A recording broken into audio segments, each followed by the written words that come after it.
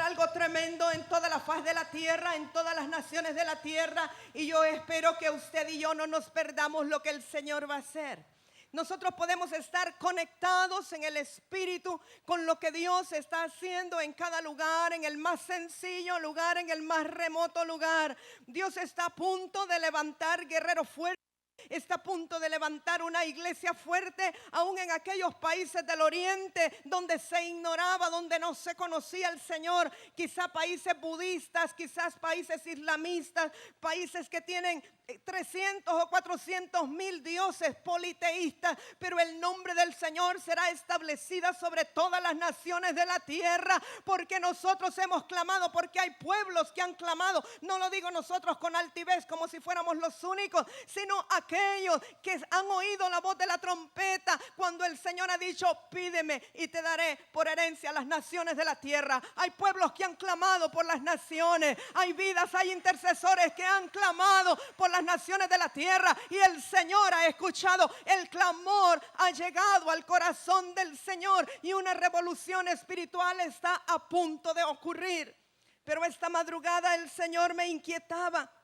Había un viento muy fuerte, había una lluvia fuerte, el viento silbaba, había algo tan fuerte, algo como embravecido, algo, no lo puedo entender, pero yo sé que había algo espiritual esta madrugada muy fuerte.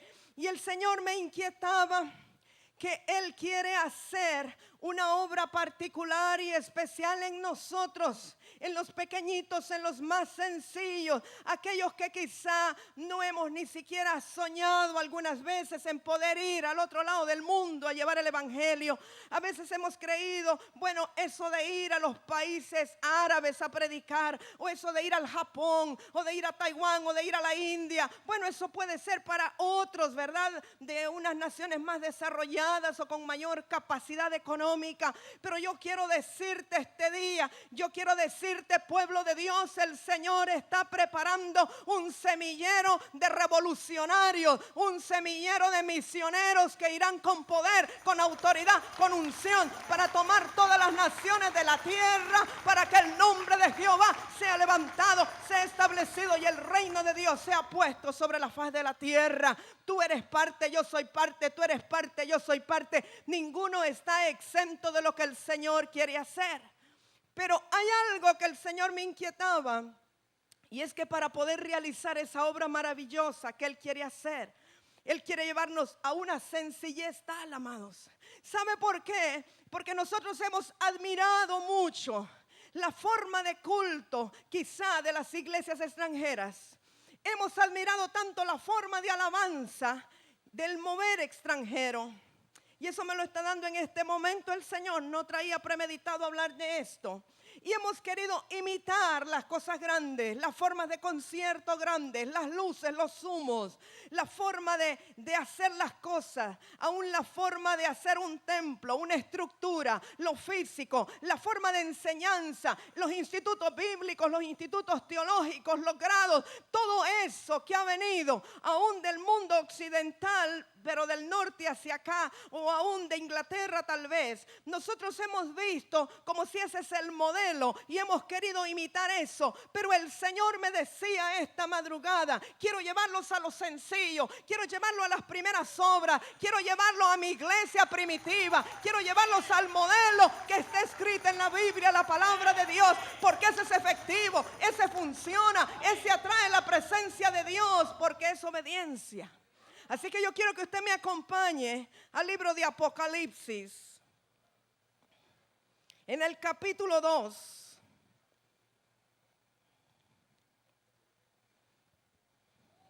Y no es una palabra fuerte, es simplemente la palabra de Dios. Muchas veces decimos: ay, pero es que palabra dura es esa. Es palabra de Dios. El libro de Apocalipsis sabemos que fue escrito o fue dado en revelación al apóstol Juan. El apóstol Juan, al final de su ministerio, es enviado preso a la isla de Patmos. Y mientras él está ahí en la isla, él recibe poderosas revelaciones que fueron puestas como el libro de Apocalipsis, que ahora es la base para la enseñanza de la escatología. Yo quiero decirle una cosa: teológicamente nunca nadie podrá entender el libro de Apocalipsis Apocalipsis. La revelación que fue dado a Juan solamente puede ser comprendida por revelación divina, cuando el Espíritu Santo de Dios trae revelación al espíritu del hombre. El hombre no puede entender a Dios. El hombre con su razonamiento y su conocimiento no puede jamás darle interpretación a las cosas espirituales que solamente se disciernen en el espíritu. Y en el capítulo 2 vamos a leer la revelación que Dios le da a Juan sobre la iglesia de Éfeso.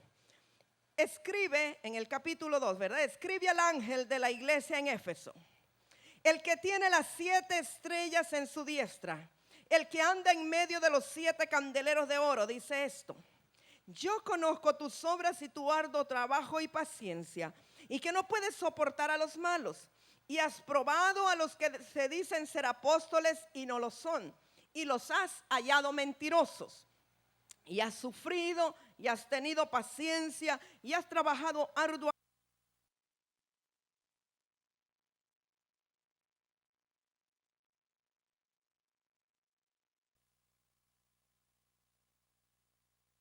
y quitaré tu candelero de su lugar si no te hubieres arrepentido. Pero tienes esto, que aborreces las obras de los nicolaítas, los cuales yo también aborrezco. El que tiene oído, oiga lo que el Espíritu dice a las iglesias. Al que venciere, le daré a comer el árbol de la vida, el cual está en medio del paraíso de Dios. Hasta ahí vamos a leer. En esta palabra que ya dijimos que fue dada para la iglesia de Éfeso, quiero decirle en primer lugar que la iglesia de Éfeso era, después de la de Antioquía, la de mayor importancia. Fue la iglesia que realmente se encargó de la evangelización de casi todo el Asia Menor. Fue establecida por Pablo, y Priscila y Aquila fueron de los primeros que estuvieron ahí con Pablo en Éfeso. De hecho, las cartas que Pablo da a la iglesia de Éfeso son poderosas en el establecimiento del gobierno de la iglesia. Ahí es donde se da la revelación de los 5 ministerios. Ahí es donde se da la revelación del propósito de la iglesia, que es para predicar la multiforme sabiduría de Dios a los principados y potestades. Es en Efesios donde nosotros encontramos lo que habla de la armadura, de la guerra espiritual. Es de verdad un libro poderoso. Eso nos da a entender la madurez que la iglesia de Éfeso tenía, porque Pablo podía darle ese tipo de revelaciones profundas, lo cual conllevaba una gran responsabilidad. Pero cuando Juan está allí en la isla de Patmos, Dios le da revelación para cada una de las 7 iglesias que estaban establecidas. Y vemos que cada una unas tenían unas cosas encomiables y tenían también cosas reprochables. Pero en particular esta iglesia de Éfeso, que fue donde Dios llamó mi atención para hablar en esta mañana a nosotros, como si fuésemos la iglesia de Éfeso. El Espíritu Santo activa, aviva la palabra y la actualiza. Y lo que fue para hace 2000 años para una iglesia es para nosotros hoy día. Así que yo espero que sus oídos estén atentos, estén abiertos, su espíritu esté receptivo para poder digerir esta palabra espiritualmente y ponerla por obra. Vamos a recapitular las cosas que el Señor le dice a Juan en relación a la iglesia de Éfeso. En primer lugar, le dice que hay muchas obras, que ha hecho muchas obras. Vamos a paralelizarnos y vamos a tomar como personal esa escritura. Quizá el ángel está diciéndonos: tienen muchas obras, ya tienen una iglesia cristiana que tiene desde preescolar hasta secundaria y bachillerato, de hecho ya van a graduar su primera promoción. Tienen un instituto bíblico con varios niveles. Han hecho tantas cosas, tienen una buena cancha, tienen 2 campos de fútbol, tienen un salón de conferencias tan cómodo para el liderazgo de la iglesia, tienen hasta su propia cocina, tienen hasta una torre de oración. ¿Cuántas obras tienen? Tienen una librería para proveer a todos los hermanos, tienen sillas cómodas. ¿Cuántas cosas tienen? Hasta un edificio propio para consejería. Bueno, tantas obras que hasta una clínica dental para ustedes. Es encomiable, tienen muchas buenas obras. Bueno, de hecho, son tan espirituales ustedes que hasta disciernen cuando vienen falsos apóstoles. Son pero tan espirituales que hasta critican a los que vienen a predicar y los tienen siempre bajo la mira para ver qué cosa dicen que no es correcto y saben cuando son falsos. Qué discernimiento y qué juicio el que tienen. De verdad que han madurado mucho, han superado tanto espiritualmente. Es más, han sufrido tanto. ¿Cuántos ataques del enemigo han tenido? Pero han sufrido y han tenido paciencia. Y ahí están en la torre de oración y oran cada día. Unas veces por las finanzas, otras veces por el ataque de espíritu de adulterio, otras veces por el ataque de fornicación. Cuánto sufrimiento en verdad. Que ven que la iglesia no se levanta, que un grupo sale y se va. Han sufrido y con paciencia han esperado que llegue el momento de la recompensa. Esto es lo que el ángel está diciendo a la iglesia de Éfeso.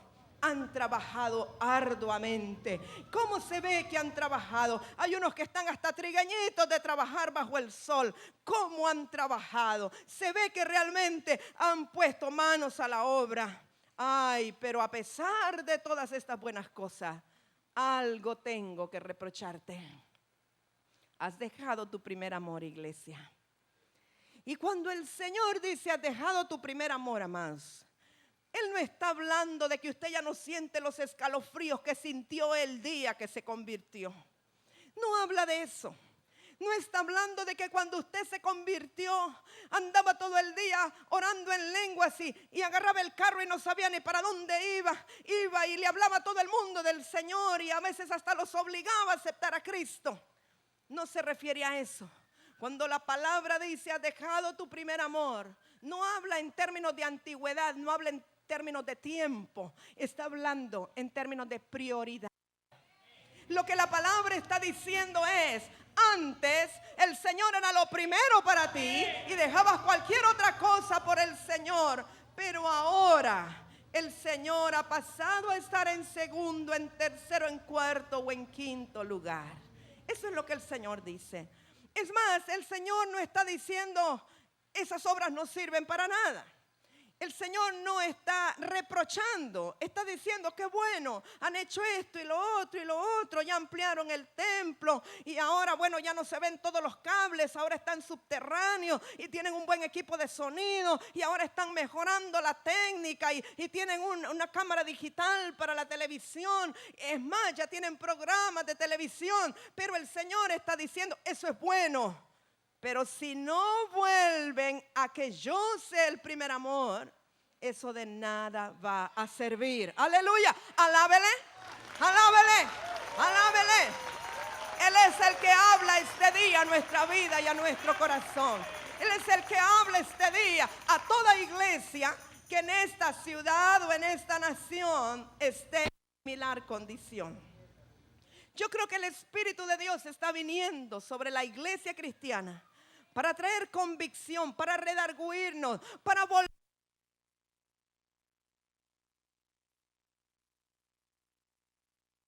nuestra vida, sino solamente el Señor. Y quiere saber usted si en verdad Él es su primer amor. Haga un recuento allí de cuánto tiempo usted le dedica al Señor. Cuando yo le hablo del Señor, no estoy hablando de la obra ministerial. Estoy hablando de su relación con el Señor. ¿Cuánto tiempo estás ahí platicando con el Señor? ¿Cuánto tiempo dedicas a adorar al Señor? ¿Cuánto tiempo dedicas a alabar al Señor? ¿Cuánto tiempo dedicas a conocerle a Él a través de la Escritura? ¿Cuánto tiempo realmente le das a Él? ¿Y qué clase de intimidad tienes con Él? ¿Qué tan profunda es tu relación con tu Señor? ¿Cómo es tu oración con el Señor? Simplemente le estás ya a la carrera poniéndote la ropa y los zapatos. Señor, bendíceme este día, me voy al trabajo, lo siento, pues oro. ¿Será así? ¿O será que cuando llegas del trabajo estás tan cansado que le dices, ay Señor, guarda mis sueños y te quedas hasta vestido?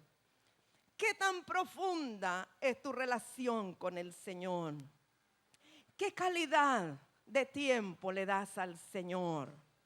Cuando tienes que tomar una decisión, Él tu prioridad. Y yo no estoy hablando necesariamente de decidir entre venir a la iglesia y quedarse viendo un partido de fútbol. No hablo de eso. Estoy hablando entre decidir a estar un rato con Él, un tiempo con Él, en intimidad con Él, o hacer cualquier otra cosa, aunque sea del ministerio de la iglesia. Estoy hablando de la posición que el Señor Jesús tiene dentro de nuestra vida. De Juan, y obviamente nos exhorta, nos da una salida. Así es que inmediatamente le dice: arrepiéntete. Qué bueno que la sangre de Cristo todavía es poderosa para limpiarnos cuando nosotros nos arrepentimos y queremos un cambio. Entonces el Señor le dice: arrepiéntete, y luego le dice: haz las cosas primeras. En otras palabras, vuelve a la senda antigua. Haz lo que te he enseñado desde el principio conforme a la Escritura. El Señor dejó formas y lineamientos en su palabra de cómo tenía que caminar la iglesia. Y hemos estado hablando de eso. Hemos hablado de dar de comer al pobre. Hemos hablado aún de volver al tiempo de milagros, poder y sanidades, y no basarnos solo en el conocimiento. Y yo creo que el Señor está produciendo un sacudimiento en las fibras más internas de sus líderes, de sus siervos, de sus hijos, de sus adoradores, de sus intercesores, de sus ministros, y provocando en el un deseo y un anhelo de tenerlo a Él en primer lugar, y que verdaderamente,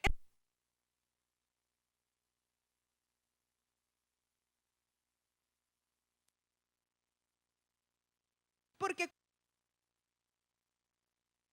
entonces la presencia del Señor será atraída nuevamente a nuestras casas, a nuestra iglesia, a nuestras ciudades y a nuestra nación, y sabremos que la venida del Señor está cerca.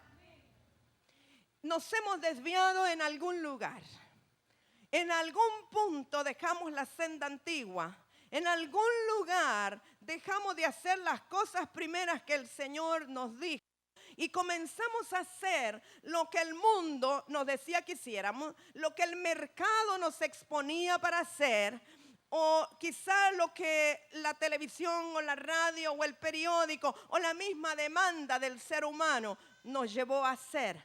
Pero yo creo que esta palabra en este momento es para la iglesia cristiana de toda Honduras y quizá de toda la faz de la tierra.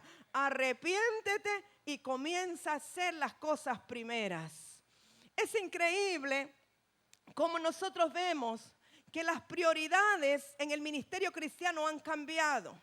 Y con esto yo no estoy criticando otros ministerios, estoy hablando de todos nosotros como iglesia.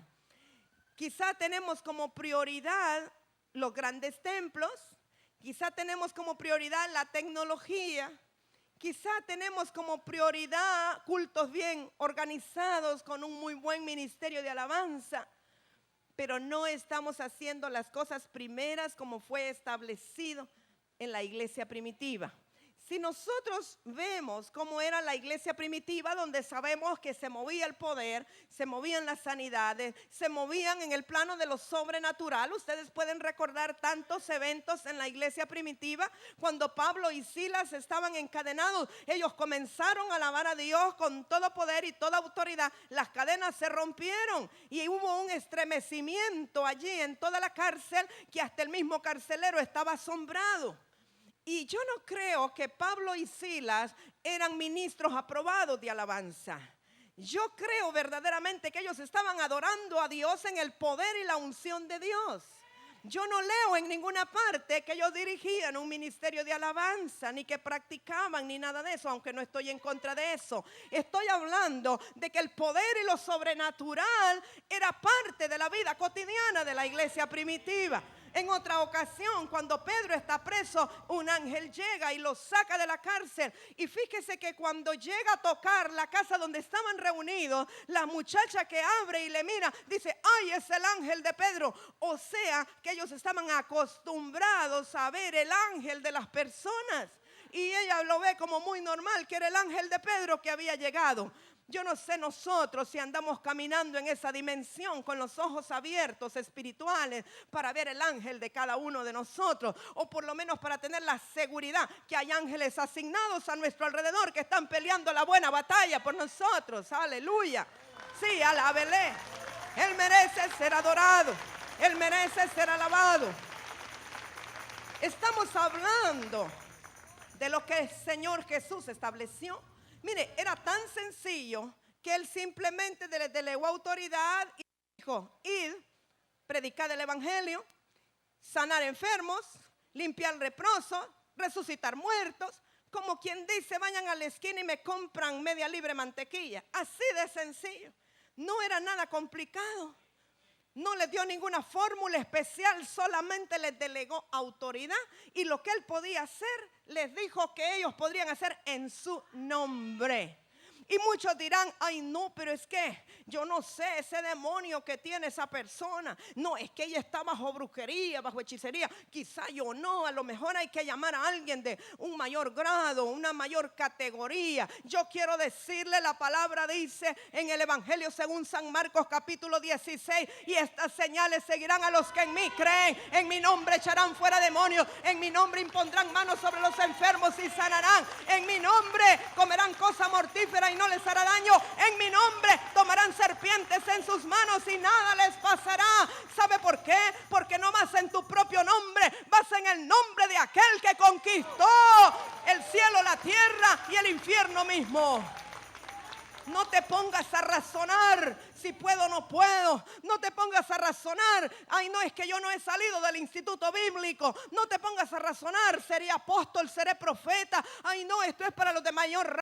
Es que no vas en tu nombre. Jesús dijo que es para todo aquel que cree. Jesús dijo que es el nombre de Él el que es sobre todo nombre. Y cuando tú ores, si oras en el nombre de Él, tú puedes ir contra principados y potestades y arremeter contra el mismo infierno, porque ante su nombre las fuerzas del infierno no prevalecerán contra la iglesia que está investida de su nombre, de su autoridad y de su poder. Yo creo que viene una revolución poderosa del Espíritu. Un tiempo de milagros, un tiempo de sanidades, un tiempo de vivir en lo sobrenatural, porque solamente el poder de Dios manifestado va a poder derribar los argumentos, el conocimiento, toda la teología y toda la mal llamada ciencia del hombre. Solamente a través del poder de Dios, la expresión y la explosión de milagros en esta tierra. Pero para eso nosotros necesitamos hacer las cosas primeras. Yo quiero mencionarle brevemente qué implica hacer las cosas primeras. Sencillamente le voy a decir cómo era el sistema de reunión de la iglesia primitiva. Se lo voy a mencionar. Si usted es de los que tiene papel y lápiz, puede anotarlo. Le voy a dar un tiempito para anotarlo. No voy a ir a buscar cada versículo, pero usted puede anotarlo para que luego usted lo vaya a constatar.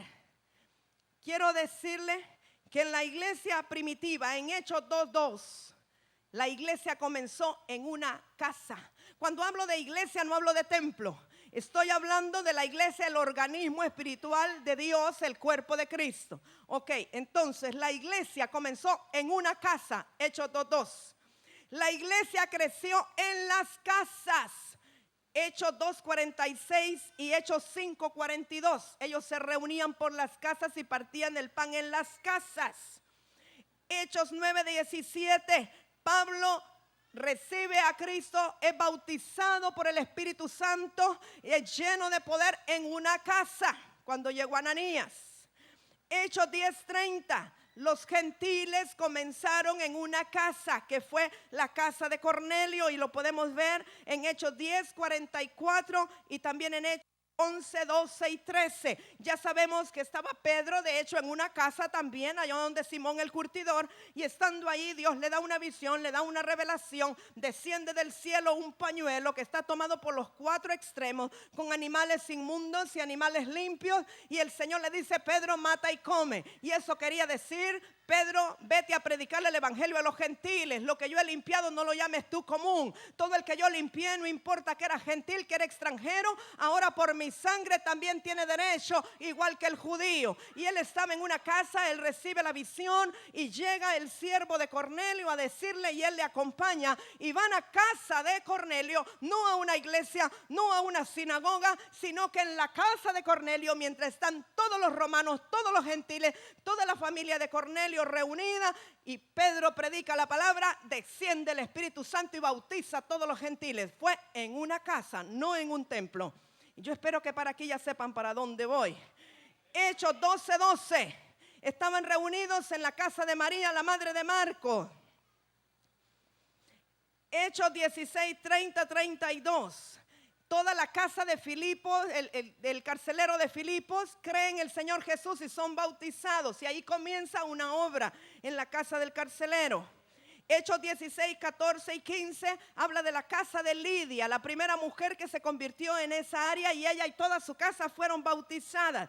Hechos 17, versos 5 y 6, habla de la casa de Jasón, donde llegaban mucha gente, ahí se reunían y oraban por ellos. Hechos 18:8, habla de la casa de Crispo, que era otro siervo de Dios, donde había una casa de oración. Hechos 21:8, habla de la casa del evangelista Felipe, quien tenía hijas que profetizaban, y ahí había una obra del Señor, y muchos posaban ahí cuando iban en misión. Hechos 28:30, habla de la iglesia de Pablo, la cual él alquiló por 2 años, y la gente llegaba ahí y él los ministraba. Primera de Corintios 1:11 habla de la iglesia que está en la casa de Cloé.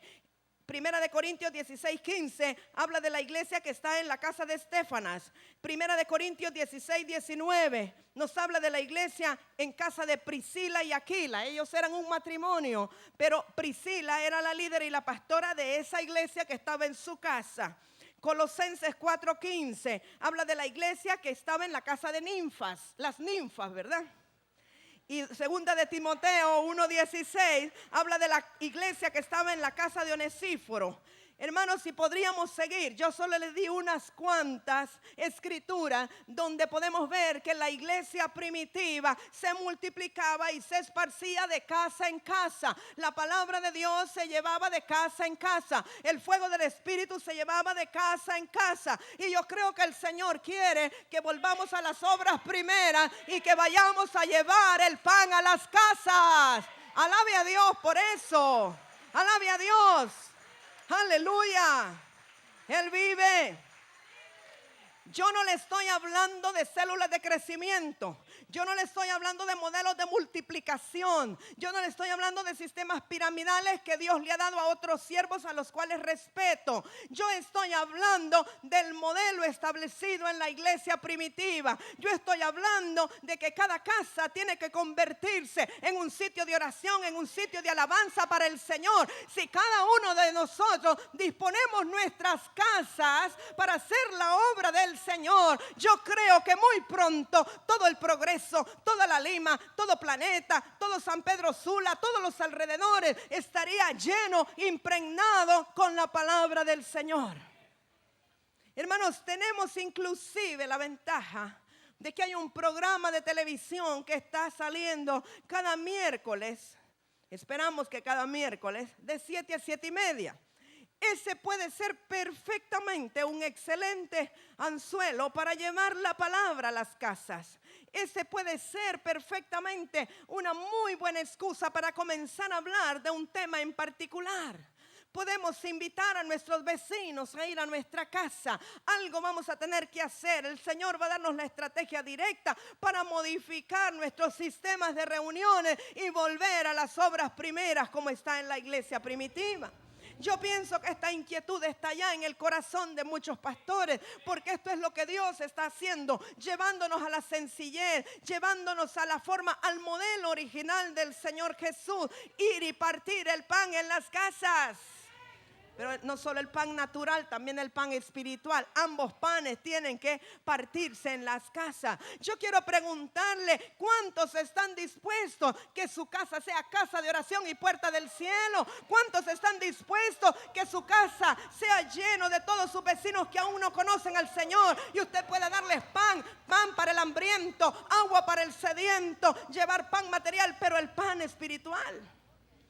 Creo que hemos estado tan cómodos viniendo a la iglesia donde ya todo está listo. Ya sabemos que alguien va a predicar, que las sillas van a estar puestas, que todo va a estar listo. Pero la iglesia necesita salir de las cuatro paredes.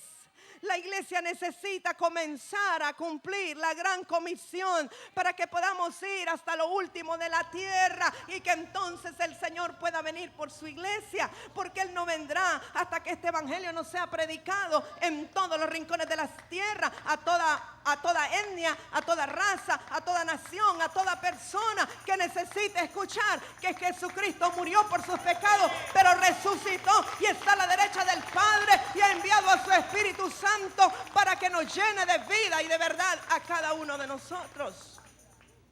¿Sabe una cosa? Yo siento que muchos no tenemos el valor quizá de abrir nuestra casa porque nuestro testimonio es tan evidente que nos da vergüenza porque los vecinos dicen, y esos son cristianos. Entonces el Señor quiere que volvamos verdaderamente a las obras de la iglesia primitiva. Que nuestro testimonio hable del carácter de Cristo. Y que no tengamos ninguna vergüenza, ninguna pena de invitar a las personas que vengan a nuestra casa, porque no importa si ellos nos ven en una reunión, nos ven en la calle, nos ven en el mercado, nos ven en la escuela, ellos tienen de nosotros un buen concepto como hijos de Dios. Yo estaba meditando en algo, hermanos. ¿Sabe que cuando la Biblia dice que recibiremos poder y le seremos testigos en Jerusalén, en Judea, en Samaria, hasta lo último de la tierra? ¿Sabe que la palabra testigo es la palabra martus, que quiere decir mártir? O sea que nosotros repetimos eso tan livianamente, ¿verdad? Y recibiréis poder y me seréis testigos. Lo que el Señor dice, recibiréis poder cuando haya venido sobre vosotros el Espíritu Santo y me seréis mártires en cualquier lugar donde vayan. Mártir quiere decir perder la vida por causa de Él. Mártir quiere decir estar dispuesto a perderlo todo por causa de Él. Ahora, después de que usted sabe lo que significa, yo quiero preguntar, ¿cuántos quieren ser testigos? ¿Cuántos quieren ser mártires? Señor, ¿ya les escuchaste? ¿Tuviste sus manos levantadas, Dios mío? Tómaselos en cuenta, Señor, aleluya. Oh, santo, es algo serio, pero para algo hemos recibido poder, para algo nos ha bautizado el Espíritu Santo. No es para tener al Espíritu Santo guardadito en una caja, no es para traerlo a la iglesia solamente para mover mantos, cintas y danzar cuando la alabanza está buena. Eso es parte de el regocijarnos como grupo, como congregación, para tomar fuerza, para ir allá afuera y ser martus, ser testigos, ser mártires allá afuera. Aquí venimos a tomar fuerza, pero la verdadera obra del ministerio se hace afuera de la iglesia. Es tiempo que la iglesia salga de las cuatro paredes. Es tiempo que la iglesia vaya de casa en casa como la iglesia primitiva. Es tiempo que invadamos toda la nación, por lo menos comencemos con la región norte, a invadirla con el evangelio de Jesucristo. ¿Sabe que toda esta semana ha habido un versículo que ha estado en mi espíritu? Y no le hallaba sentido, pero esta mañana encontré el sentido. Y es un versículo que está en Apocalipsis 21:3. Quizá usted lo ha escuchado mucho, pero yo decía, ¿qué tiene que ver esto? Apocalipsis 21:3. Y me venía constantemente esa palabra. Dice, y oí una gran voz del cielo que decía, he aquí el tabernáculo de Dios con los hombres, y Él morará con ellos, y ellos serán su pueblo, y Dios mismo estará con ellos como su Dios.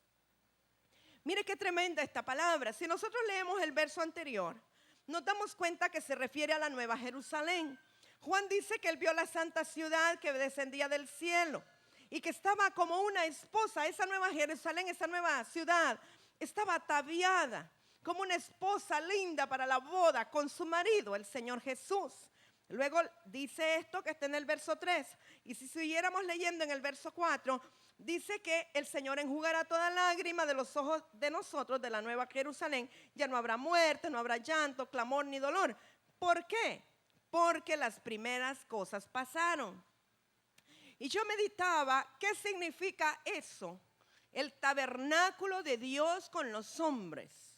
Qué tremendo, la ciudad santa desciende y nos está diciendo la Escritura que nosotros somos el tabernáculo de Dios. Tabernáculo implica algo temporal. Un tabernáculo es algo que se puede mover de un lugar a otro. Un tabernáculo normalmente es hecho de materiales que son perecederos, que no son tan permanentes, porque es un lugar que no es permanente. Nosotros somos el tabernáculo de Dios porque nuestro cuerpo corruptible un día va a desaparecer, pero somos la morada y la habitación del Dios vivo.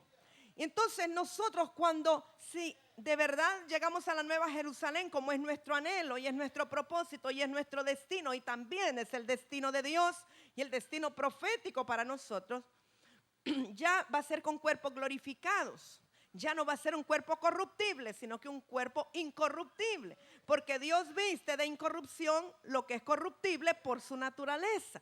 Dice que todos nos levantaremos, ¿verdad? Unos a corrupción y otros pues a poder de resurrección para hacer el tabernáculo para el Señor. Pero me llama la atención que dice que esto ocurre por cuanto todas las cosas viejas pasaron. ¿Qué son las cosas viejas? Este concepto de tabernáculo viene del tabernáculo de Moisés, luego vemos el tabernáculo de David y tiene mucho que ver con la fiesta de los tabernáculos. Recientemente dimos una corta enseñanza de lo que eran los tabernáculos, la fiesta de los tabernáculos, la palabra que se proclamaba en los tabernáculos. Pero uno de los momentos históricos más conmemorados en la Escritura es cuando el pueblo de Israel, con Nehemías y Esdras, que son los reconstructores, los restauradores, los intercesores, están celebrando la fiesta de tabernáculos después del cautiverio.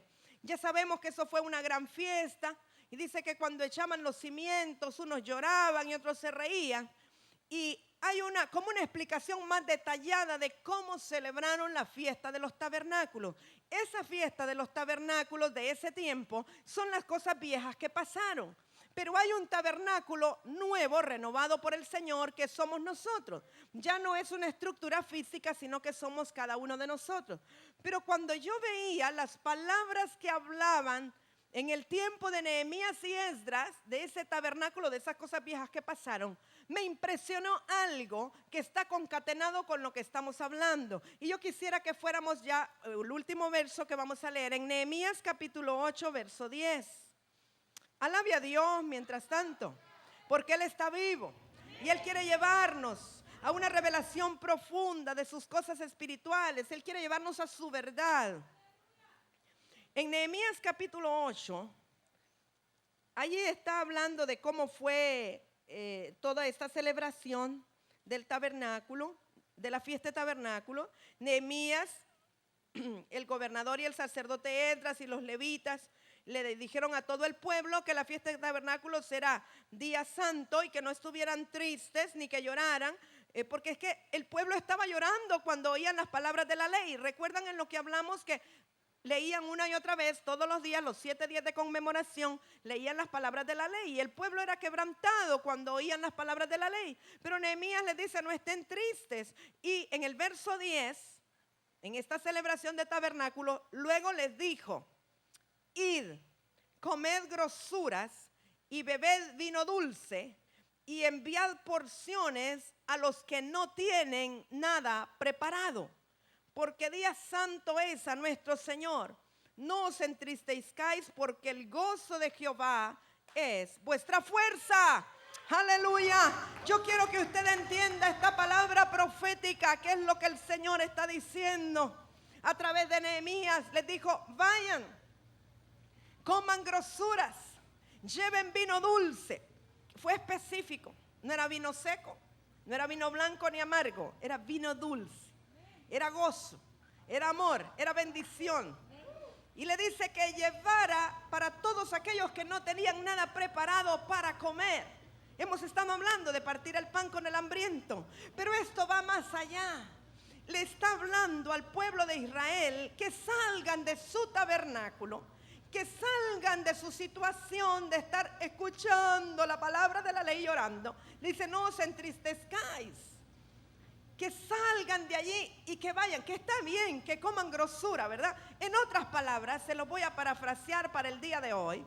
El Señor dice hoy, pueblo de Dios, de este ministerio, de la iglesia del Señor, está bien, vengan a comer grosura, deleítense alabando al Señor, danzando al Señor, muevan pandero, muevan cinta, hagan todo lo que causa regocijo, pero vayan y lleven pan para aquellos que no tienen todavía nada preparado para comer. Ya no estéis tristes, el gozo del Señor es vuestra fortaleza. Salgan, vayan, lleven de ese gozo que tienen, de esa bendición que tienen, lleven del Cristo que tienen, compartan el pan, lleven, partan con otros. Realmente el profeta Nehemías está dando aquí proféticamente, valga la redundancia, la gran comisión. Vayan por todo el mundo, prediquen el evangelio a toda criatura, llévenle de lo que ustedes tienen, lleven del gozo, lleven del pan, lleven del vino, lleven del aceite, lleven del trigo, lleven buena palabra, lleven palabra que sustenta. Ya no estén tristes, hombre. Y qué tremendo, ¿verdad? Porque luego también cuando ellos están en Pentecostés y desciende el Espíritu Santo, tiene que venir la persecución para que cumplan la gran comisión.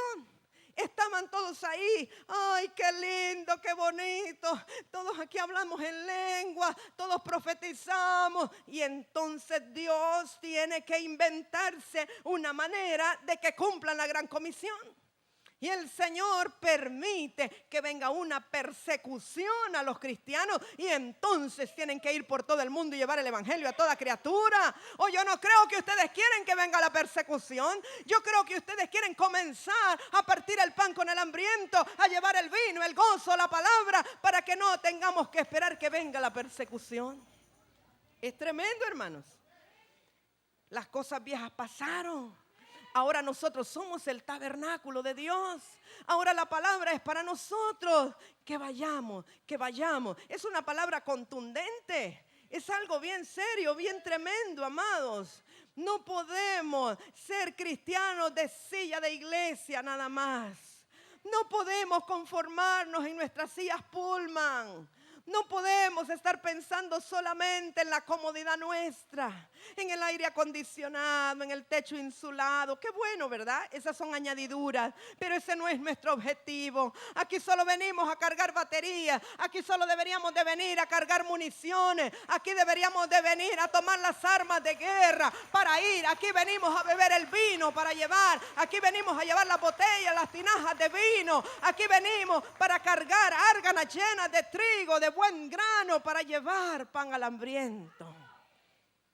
Hermano, yo creo que estamos tan cómodos que el Señor nos dará una sacudida si no actuamos.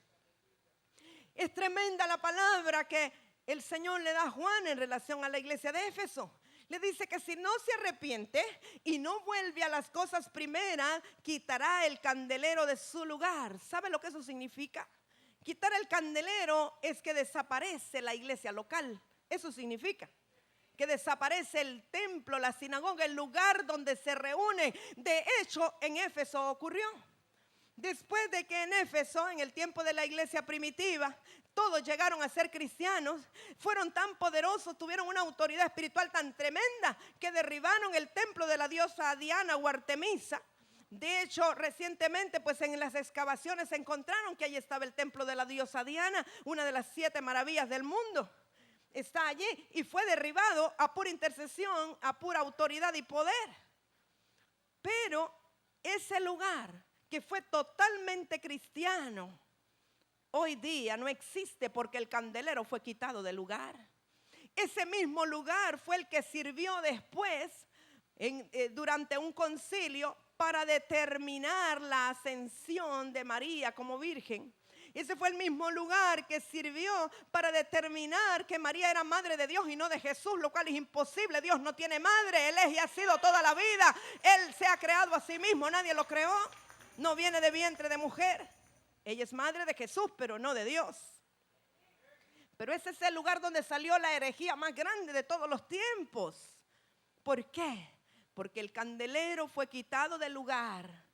Porque la iglesia de Éfeso no atendió la advertencia dada por el Espíritu de Dios a través del ángel. Y este día yo espero que lo tomemos en serio y que usted crea que la palabra que está siendo dada es una palabra profética, no es buscada al azar, es una palabra que viene del corazón del Señor. Y hay un llamado fuerte a que nos arrepintamos de nuestra condición de cristianos y que nos volvamos a las obras primeras. El Señor me recordaba el tiempo en que la iglesia nació en nuestra casa. Había una unción, un avivamiento y muchos aquí nacieron ahí en el Señor, llegaron a ese lugar. Porque había un respaldo de Dios tremendo y estábamos cumpliendo la palabra conforme a la Escritura. Y el Señor me ha tenido inquieta con eso. Y esta es una advertencia en este día. Número 1, que nos volvamos al primer amor. Cristo lo más importante en nuestra vida. El Señor lo más importante, nuestra adoración a Él. Es lo primero, antes que nada. Segundo, arrepentirnos de toda vana actividad y toda obra que no coloca al Señor en primer lugar. Y tercero, volvernos a las cosas primeras, a las cosas antiguas que dice la Escritura.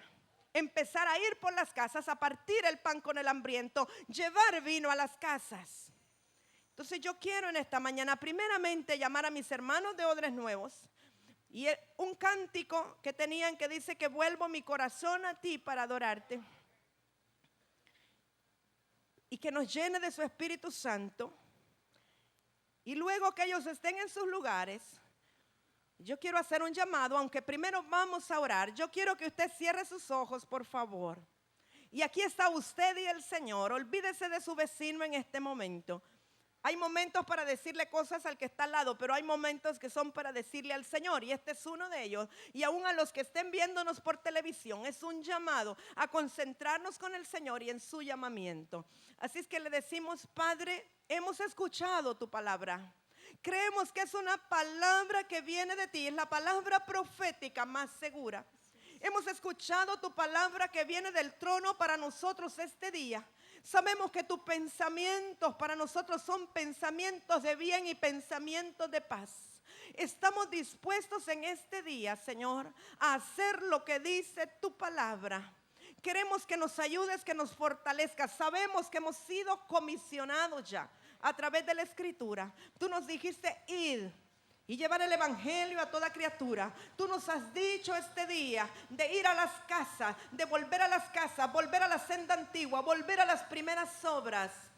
Queremos hacerlo, estamos dispuestos, pero primero queremos arrepentirnos, Señor, de todas aquellas obras que hemos realizado que no te colocan a ti en primer lugar.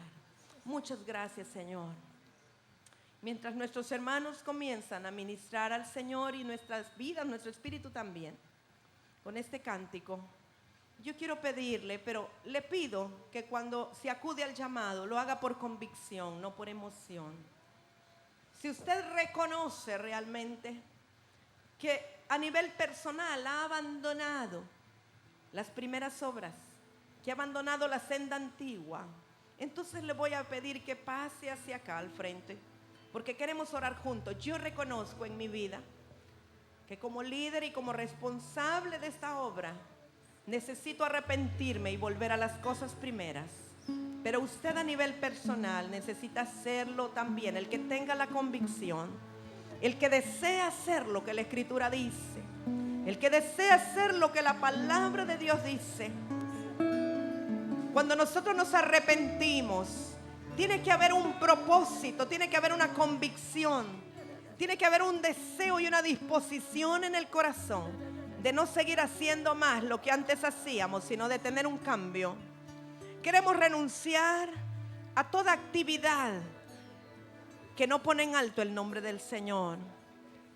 Queremos hacer solo lo que le agrade a Él, pero sobre todo queremos entrar en una relación de intimidad con Él. Que Él sea lo primero en nuestra vida. Que estemos dispuestos a dejarlo todo por Él. Que estemos dispuestos a agradarlo a Él antes que a los hombres. A Él antes que a nadie. Buscar ese tiempo de privacidad con Él, de intimidad con Él.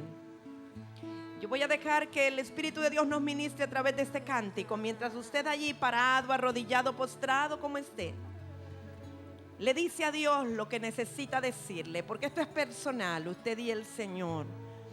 Usted sabe y el Señor sabe de qué cosas tiene que arrepentirse. Usted sabe qué decisiones necesita tomar. Usted sabe qué debe decirle a Dios. Así que vamos a tener un tiempo personal, cada uno con el Señor. Sí, hermana Jonita. Señor, vengo ante ti, levantando mi corazón, buscando tu rostro de gracia.